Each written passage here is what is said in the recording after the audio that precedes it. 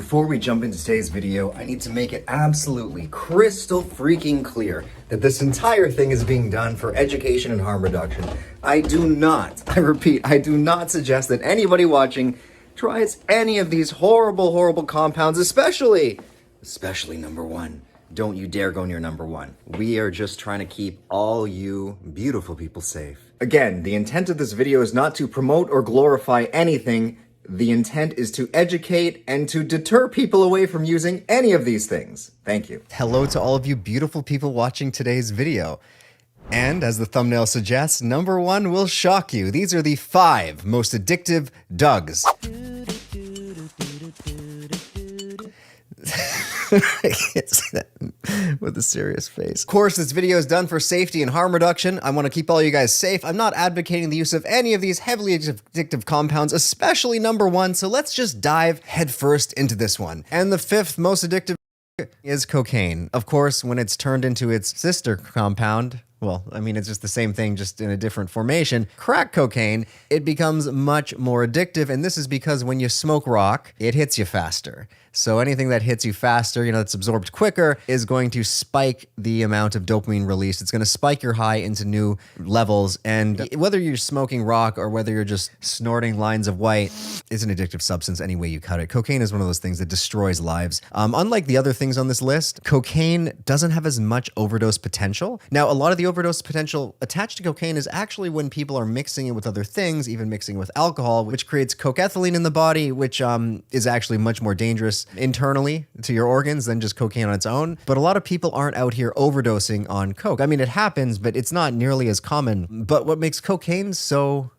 deadly is the fact that once people start their addictions, sometimes they do keep it for life, and it leads to other destructive behaviors like buying hookers. And this can, of course, destroy families. On its own is heavily addictive in the sense where a lot of people will blow all of their money on it. Unfortunately, some people will actually turn to selling their bodies, and that is just a testament to just how dangerous and debilitating this is. As for the neurotransmitter release, again, you're going to find a theme here, primarily going to be launching your brain full of dopamine. Now, cocaine is actually a reuptake inhibitor. Now, interesting note, Ritalin, also known as methylphenidate, a commonly prescribed substance for ADHD, has the same pharmacological profile as cocaine. I mean, obviously they're different substances, but they're both dopamine reuptake inhibitors, which I've always found interesting. So all those kids crushing up the Ritalin and snorting it, they're getting, it's a similar high. Now, I'm not trying to give you guys any ideas. Number 4, the 4th most addictive drug. We gotta hand it to alcohol. Now, what makes alcohol so dangerous is the fact that it is so socially acceptable in almost all countries across the world. One of the most acceptable and accessible drugs is ethanol, my man alcohol. And a lot of people start young. They start as kids. Maybe the first time they had a drink was their parents giving them that innocent glass of wine with dinner. And slowly they learn through their teenage years that if they're having social anxiety, nervous around women, just drink some liquid courage, it alleviates it. You're going to find a trend here. All of these addictive substances are things that are packed full of euphoria, things that can alleviate somebody's problems or troubles. Alcohol is also, not only it's a depressant, alcohol also lowers inhibitions. This means that if you're somebody who feels very inhibited by their thoughts, you overthink things, you're worried all the time, the alcohol can slow that process down, depresses the central nervous system, and it can make you feel like you can, like you have a sense of confidence that you never had before because you're no longer being inhibited by your anxieties. It has anxiolytic properties. It is a substance that a lot of people abuse, and when it is heavily abused, it's one of the hardest to kick because it's one of those rare substances where the withdrawals can kill you.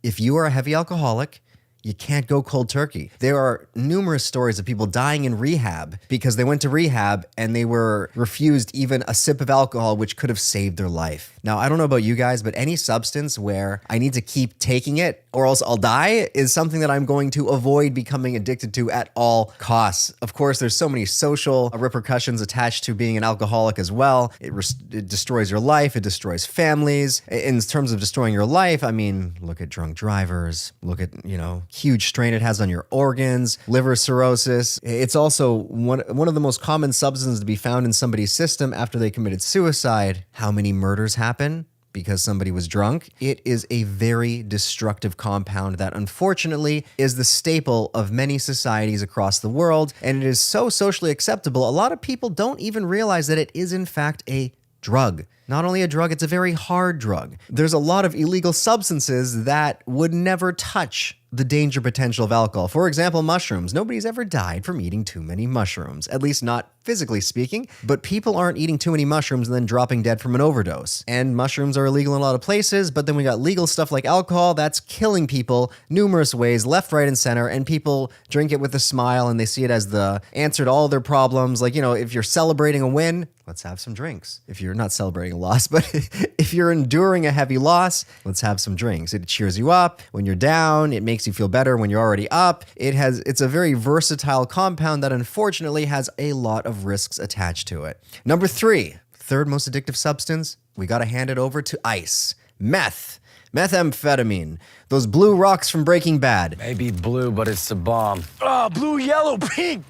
Whatever, man. Just keep bringing me that. This is the stuff that nightmares are made of, because once you try meth, you are immediately filled with positive neurotransmitters. Primarily, it's going to be dopamine, norepinephrine, a little bit of serotonin, and these are the neurotransmitters that, again, make you feel like everything is good in your life. If you have social anxiety, you take some meth, you're all of a sudden talking a mile a minute, it alleviates the social anxiety. If you have depression, oh my God, those neurotransmitters alleviate your depression, you immediately feel better. Of course, everything that comes up must come down, meaning the immediate crash after something like meth wears off makes you feel like dog shit. Lower than you did before you even tried it, which is why a lot of people will avoid crashing at all costs, and they'll binge for days, sometimes being up for 3 days in a row. And they will avoid eating, they will avoid obviously sleeping, they will avoid their responsibilities, children, jobs, anything that takes them away from either smoking or shooting up more meth. Again, this is one of those substances that you should probably just never fucking touch. All right, let's move on to number 2. We're going to have to go with, well, in the olden days, it would have been heroin, but these days, you can't even get real heroin unless it's laced with fentanyl. So you could interchange number 2 with being either fentanyl heroin or the fentanyl heroin mix. Now, what causes this to be so addictive is because as soon as you poke that needle through your skin and you inject this chemical, you are instantly shot with feelings of absolute bliss, euphoria. If you have any problems, they just vanish. You melt away and sink into the couch. Anything that is going to cause such an immediate feel-good response in your body that is so dissimilar to anything else that you could ever achieve naturally is going to be immediately addictive. That's why they say some drugs, you just try them once and you're instantly hooked. Especially if you're someone who's going through a really challenging time in your life, you're really depressed, maybe you just lost a loved one, so many things can cause people to feel like they're in the pits of despair. And when they're in those low states and they go to something like heroin that just alleviates all of their problems, they are prone to become immediately addicted to it. Now, these addictions are also framed by having some of the hardest withdrawals you could humanly go through. If you're trying to, say, get off something like a heroin or fentanyl addiction, the withdrawals can kick in within a day, and it can feel worse than death for some people. They immediately feel sick. Physically, the body feels sick. You're sweating, you're puking, you got a runny nose. You just feel like absolute death. And a lot of people stay in these addictions just because they are trying to avoid going through that debilitating withdrawal phase. And finally, number 1, the most, in my opinion, addictive drug is actually humans. However, it's not what you would think. It's not love that creates the most addictive chemical cocktail between two parties. It's actually something called the trauma bond. The trauma bond plays with a mix of cortisol and dopamine, getting you addicted to the constant highs and lows.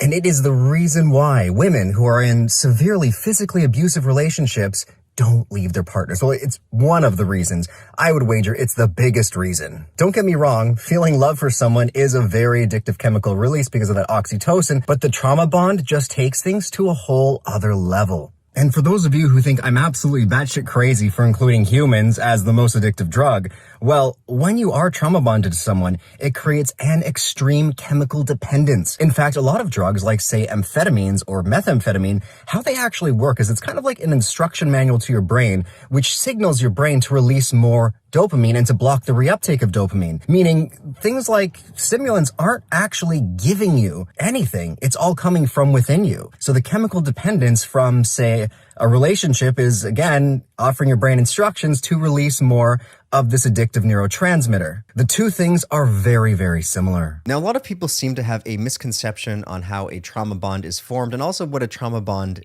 is. A trauma bond doesn't mean that you're sharing trauma with someone. In fact, it's a purely one-sided thing. Now, how the trauma bond is formed is very interesting because it's actually done in a very, I guess, counterintuitive way. What happens is you're with someone who's very emotionally abusive, and they constantly keep you in this cycle of valuing you and devaluing you. An example would be they're in like a love bomb stage, and you feel like a lot of love and affection, and you feel like this person really cares about you. And then they'll counter that with, it could even be the next day, they start to criticize you and put you down and make you feel like, I don't know, every problem in the relationship or maybe even the world is your fault, to the point where you start to believe this. And now you're feeling this sense of, oh my God, you got addicted to the good feelings this person was eliciting in you. And you're like thinking, why am I not getting those good feelings back? And then what happens is they reverse it and they start again, filling you up with good feelings, good positive emotions.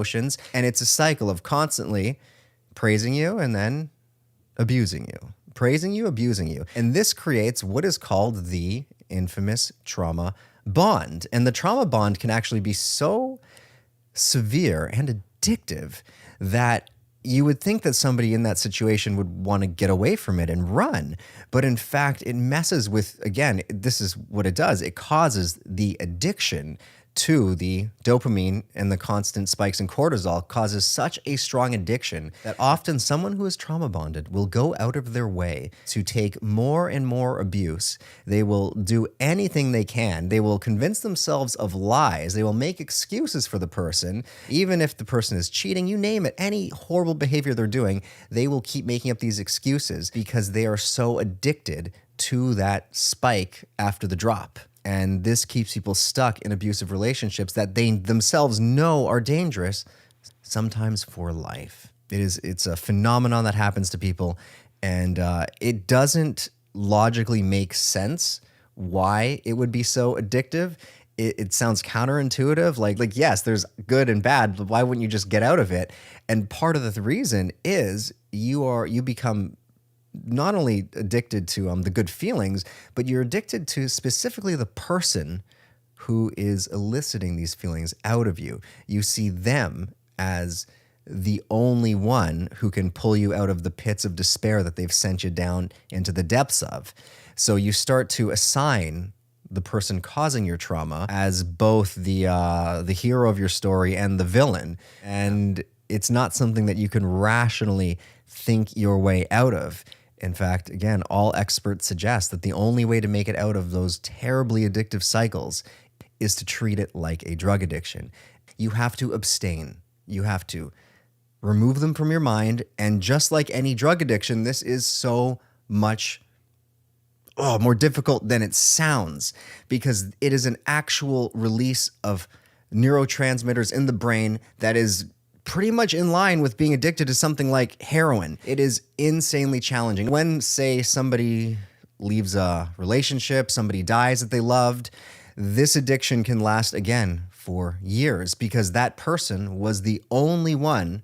There's no other drug to replace that person. You know, everyone is unique. And without that person, i.e. that drug, you no longer are getting your fix and you go through withdrawals. Anyway, I hope you guys all enjoyed my very fast list of the 5 most addictive drugs, according to me. If you guys enjoyed this video, make sure you head on over to psychsubstance.shop, buy your very own trip blanket. We still got some stock left. And if you support these videos, head on over to our Patreon page where you can pledge as little as $2 to watch uncut, uncensored videos that we cannot show on YouTube. And as always, if you liked the video, hit the thumbs up button, leave a comment for that algorithm, and I will see you guys all in the next one. Cheers.